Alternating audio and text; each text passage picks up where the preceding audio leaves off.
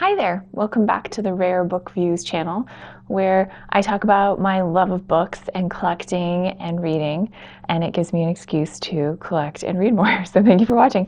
Thank you for supporting the channel. If you have a chance and you're interested, please subscribe because it gives me a little more encouragement to spend more time with my books. And I really appreciate it. Also, thank you for the kindness. So many people just send me some nice kind comments, and it really makes my day. Today I'm going book shopping again, of course, and I am really excited. I'm going to one of my favorite places is a Friends of the Library bookstore. It's a standalone bookstore. It's not in a library, and people donate their books. They are so generous, and it is sometimes crammed with people. Sometimes the aisles are crammed with books. Sometimes it's hard to get around. So it can be really fun. It is organized ? It seems like the volunteers take it upon themselves to make new categories at the drop of a hat. So there's fiction, which is very organized, very alphabetized, but there's also historical fiction, and who knows how they decide what goes in there. There's a great section of sort of current fiction, more recent fiction that I love to browse, which is something that I don't do a ton of anymore. I don't go to retail bookstores that often. Usually I have a very long list of things I'm looking for, but this place is great for discovering a good current book, though they tend to be less frugal. They're still really great prices, but it always makes me kind of hesitate. I have a long list today. I have stuff that I'm looking for, stuff that I'm collecting.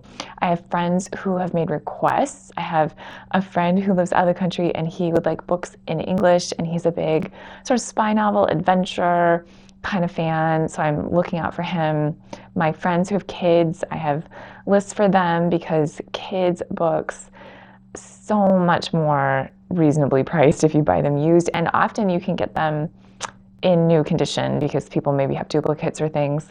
That's just theorizing on my part. I don't really know, but I think that must be why I always find a ton of brand new books in these bookstores.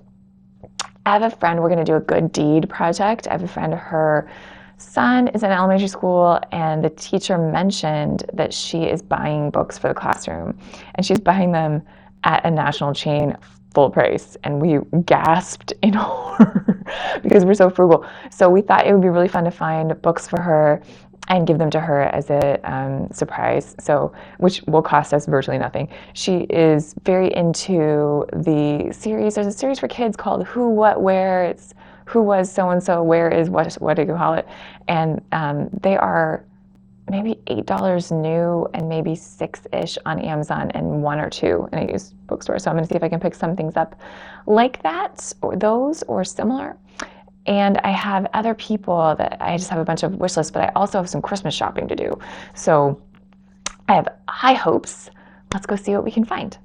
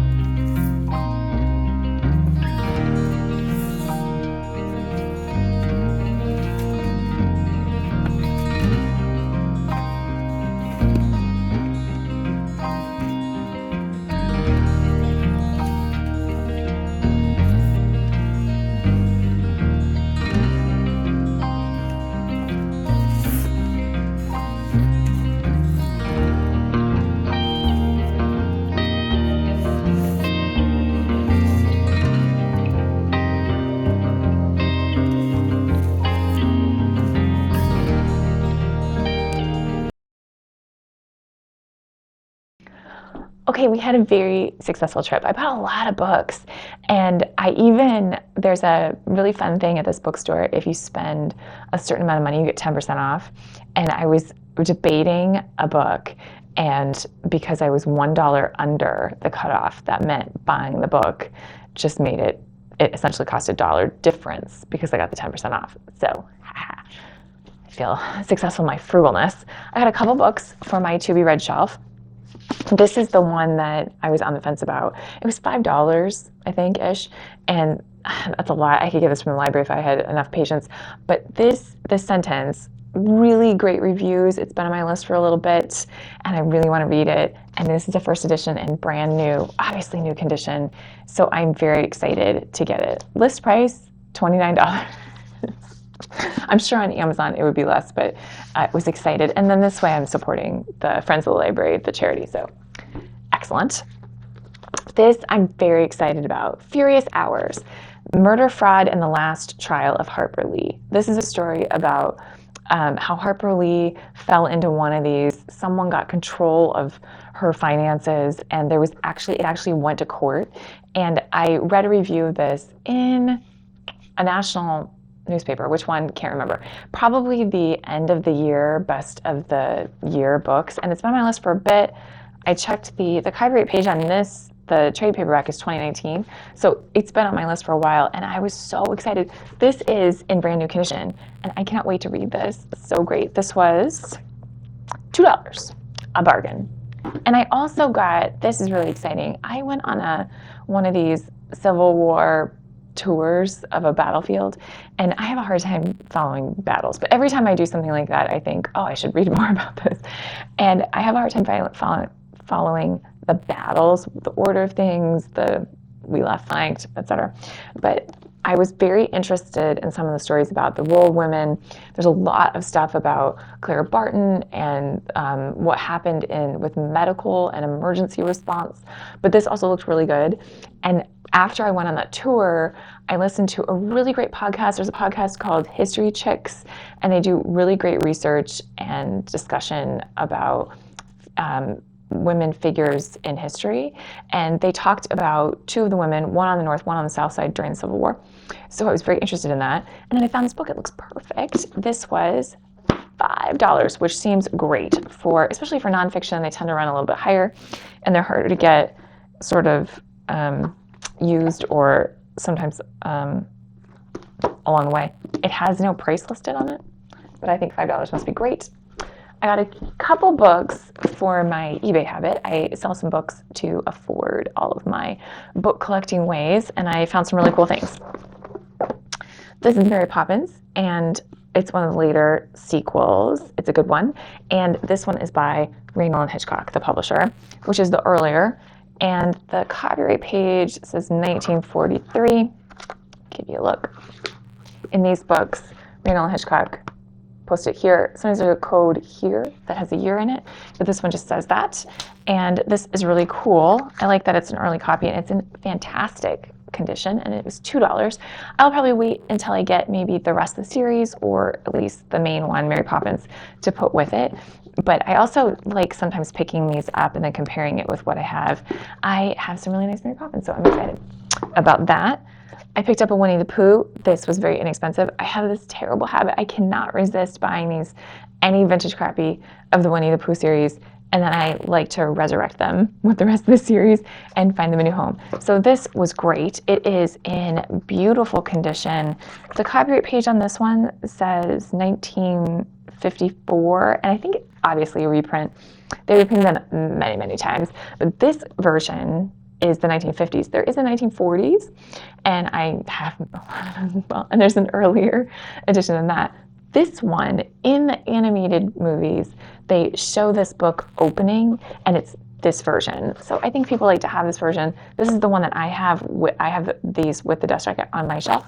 So I love that I found that at a good price in good condition to reunite it with the rest of its friends. And then I also picked up one of the UK Harry Potter trade editions, the trade paperback. I like to pick these up for the same reason. I like to sort of put the series back together. If you can get all 7 of them, that is obviously going to make someone very happy, but it's hard to find the first one and the last couple. So this is the first one. I am excited. And you can see it had a different title in the UK. They had the Philosopher's Stone. We had the Sorcerer's Stone. The Philosopher's Stone is a reference to alchemy. And I just wonder sometimes, did they think Americans wouldn't get it? Is it too academic? I don't know. But I think it is really fun to read the UK version because this was published first in the UK. They used the version of English, the colloquialisms and the vernacular and the slang for the UK. Normally when books like this are published, they really have the American audience in mind, and we get our American idioms and different kind of spellings, and this has the UK ones. And I love that Dudley learns his first word in the UK version is shan't, and in the American one, it's won't. So, or don't. Check my work there. But I love that this one has a different title. It is published by Bloomsbury, which was the original publisher of the Harry Potter books in the UK. And I'm sure if you are a fan, you know the story about J.K. Rowling. Sent this to many, many, many publishers and was denied. Bloomsbury is a smaller publishing house, but not anymore because they got Harry Potter. So obviously, they sold a ton of copies of this. And I think that I have heard the paperback, even the first edition of the UK, is also very valuable because they didn't print very many copies originally. They took a chance on this book, so when they sent it to the printer, they asked for a few. So if you can get a first one, that would be really valuable. There are a lot of points besides the copyright page to figure out what version this one is, but this guy, I know it is a later printing, and I can show you on the copyright page. They do have a number line.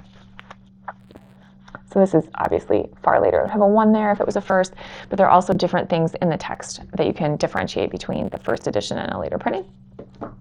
So all of those I thought were really cool.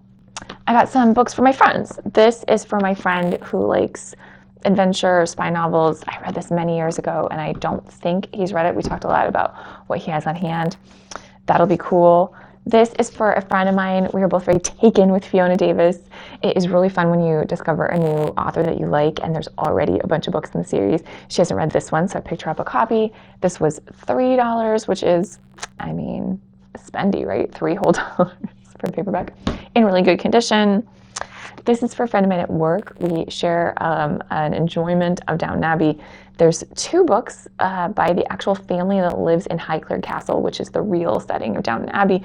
And this one is really cool because they talk about the history of the family and how they were involved in the discovery of Tutankhamun in Cairo, which is a fascinating topic. It seems like in the news, it's very trendy right now to talk about where the artifacts in museums came from and why they are not in the countries where they're from.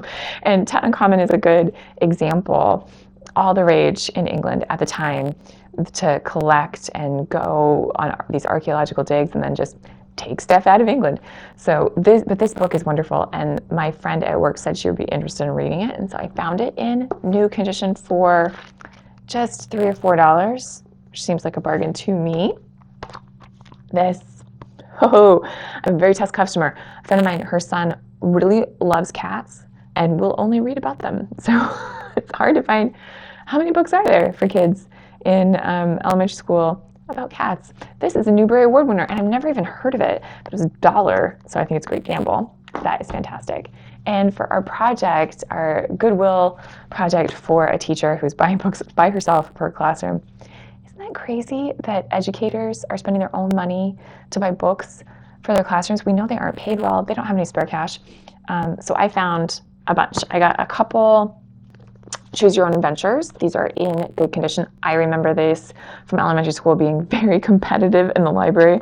Who gets to borrow the Choose Your Own Adventures? These were $1.50 each. I got a bunch of books in the Who Was series. I got 5 of them. And my friend said these were on the teacher's list, that she buys these herself, and they do get kind of worn out with wear and handling. These are all in new condition. They were $2 each. And then I got the Encyclopedia Brown, 1 through 5. I remember these when I was a kid. I hope kids still like them, but I think they're really cool. So I think that works out to be like a dozen books for about, I think it works out maybe $15 or so, which seems great to me. And I am happy to make a $15 donation. That seems pretty easy. So, and I feel great about it. So I also got a couple things for the present shelf that I can't show you, that I'm working on my Christmas shopping, and I'm really happy with them. I think that it's really great to start in the fall. Think about the perfect book to put in someone's hand for Christmas. Is really fun for me. So I did a lot of treasure hunting, and I think I did really well. I had a great time It was a very cool vibe going on. Getting into fall, the weather's getting better. It was just really fun. So I hope that you enjoyed hearing about my book finds as much as I enjoyed finding them. Thank you very much for watching again. And if you enjoyed the channel or the video, I'm trying to think, what is the singular? Please let me know. Please like and subscribe so that I'll know to make more of them. And thanks so much for watching. Happy reading.